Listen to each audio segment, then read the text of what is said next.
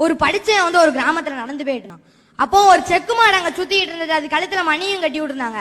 ஆனா அந்த மாடை மேய்க்கிறதுக்கு யாருமே இல்ல. இவன் போயிட்டு மாடு அது பாட்டுக்கு சுத்திக்கிட்டு இருக்கு. அது பக்கத்துல ஒரு வீட்டுல ஒரு தாத்தா படுத்திருந்தார். அந்த தாத்தாவை பார்த்து, மாடு அது பாட்டுக்கு சுத்திக்கிட்டு இருக்க, நீங்க வீட்டுக்குள்ள படுத்திருக்கீங்க அப்படின்னு கேட்கான். அதுக்கு அந்த தாத்தா சொல்றாரு, இல்லப்பா நான் மாடு கழுத்துல மணி கட்டி இருக்கேன். மாடு சுத்த சுத்த மணி சவுண்ட் எனக்கு கேட்டுக்கிட்டே இருக்கும். ஒருவேளை மாடு நின்னுச்சு அப்படின்னா மணி சவுண்டும் நிக்கும். உடனே நான் போய் என்னன்னு பாத்துருவேன் அப்படின்னு சொல்றான். அதுக்கு அந்த படிச்சவன் சொல்றான், இல்ல மாடு சுத்தாம ஒரே இடத்துல நின்று தலையை மட்டும் ஆட்டிட்டு இருந்தாலும் மணி சவுண்டு கேட்கும்ல, அப்ப என்ன பண்ணுவீங்க அப்படின்னு. உடனே அந்த தாத்தா சொல்றாரு, அதுக்கு தான்ப்பா என் மாட்டை நான் பள்ளிக்கூடத்து பக்கமே அனுப்பல அப்படின்னு.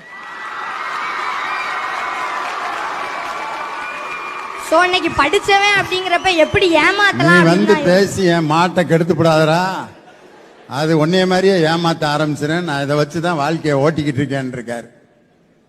ஒரு சோப்பு கம்பெனி, அங்க ஒரு பிரச்சனை என்ன அப்படின்னா, சில சோப் பிளேஸ் ஆகாம வருது, வெறும் பாக்கெட்டா மட்டும் தான் வருது.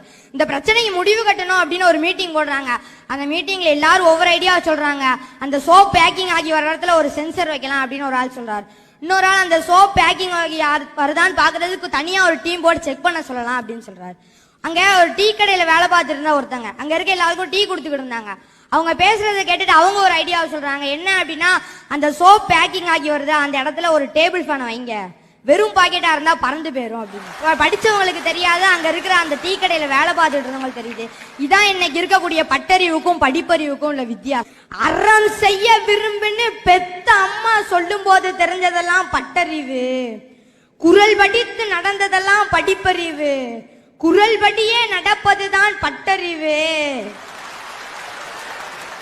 தம்பி, நீ தான் பேசுறியா இல்ல டிக்டாக்ல வேற யாரும் பேசுறாங்களா? ஐயா, உன் உருவத்துக்கும் அந்த குரலுக்கும் சம்பந்தமே இல்லாம இந்த போடு போடுறியா? ஐயா, இந்த சிறிய உருவத்தில் இப்படி கம்பீரமான அந்த அன்னை தமிழை கேட்கும் போது உண்மையிலே மிகப்பெரிய மகிழ்ச்சியா.